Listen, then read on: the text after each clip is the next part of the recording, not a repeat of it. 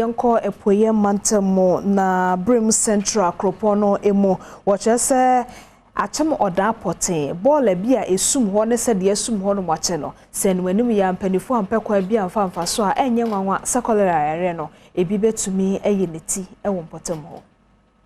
Edwadifo a womo ewo akotomoli ase ye no eye kroketu a ewo Brim Central mensirimu echwese wo ba edwa wonum atimu etonwade no abese bosumi mienu nie enwura bi abodompem ewo honom nenso emfa hu se enwura no ewo hono abribia wotu esika ema assembly no ochem se assembly no anhwe ametu ball yi ama wonom dia ayamtu ya de Cholera ene betiesi edwamu honom bepa cho first pa ne de no mu yi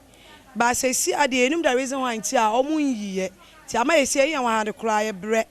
mimi se mi benya mole wa fidie so ba sent na be fidide mu onyina more ni so kura ye di to da bi kura aje ehye no smas nyesa untimiye den ehwia sent na ye ban ti esre se katem bia ye ma na koma be ye firi ho man ye huru ma no apa e bon ye ti se na easy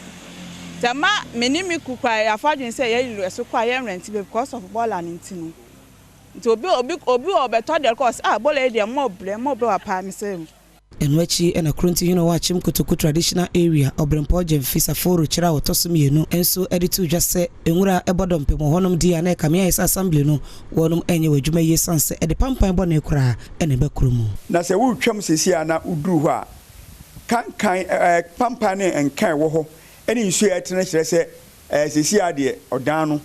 ya nhwa ko na nyame adoma atwam afiri ha no ebi besi nti ye dia sede eto aban ne assembly nanim se kwan bi e befa so ebitu ball na afiri ho no na nse na assembly pe be de ball na begu eno eya asem eye haw na so no no emma kwan se saa ball no esi kro no finfin saa